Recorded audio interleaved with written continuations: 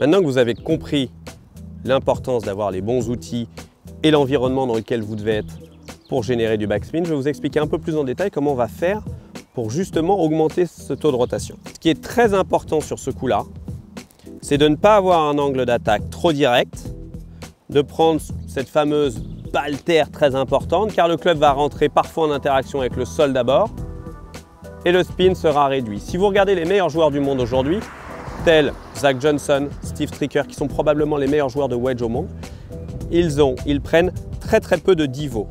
L'objectif va être d'avoir un arc de swing très grand et très large pour ne prendre quasiment que la balle.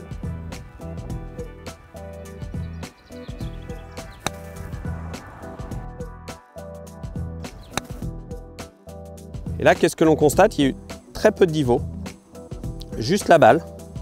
J'étais juste ici, on voit que le divot était très long et très fin, et c'est dans cette situation-là que vous allez générer le plus de backspin. Ces idées reçues de prendre la balle extrêmement en descendant sont fausses. Il faut que vous ayez un arc de swing large et que vous essayez de ne prendre que la balle. C'est à ce moment-là où l'angle d'attaque sera tellement optimal par rapport à l'ouverture du club que vous générez le plus de backspin. Ce qui génère le spin de la balle est le spin loft. Le spin loft, c'est l'écart entre l'ouverture du club et la manière dont l'angle d'attaque, c'est-à-dire la manière dont le club arrive au sol. Si vous arrivez à générer environ 45 de spin loft, c'est là où la balle tournera le plus sur elle-même. Et pour générer 45 de spin loft, on sait que le club, au moment d'impact, va se présenter d'à peu près 40 degrés de loft, avec un angle d'attaque de -5, qui est un angle d'attaque très plat pour un coup de sandwich. C'est là où vous générez le plus de vitesse. Ça, c'est la version un peu plus mathématique de ce qui se passe.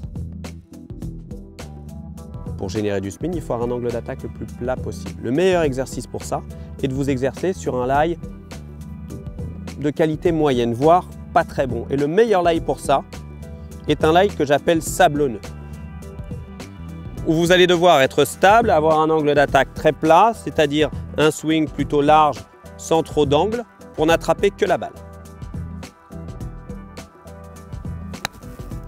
Dans cette situation, vous serez obligé d'être plat, stable, de contacter la balle d'abord avec un angle d'attaque plat. Ça vous permettra de ritualiser vos contacts, de la prendre parfaitement au centre du club, de générer du backspin et de contrôler la profondeur de vos coups.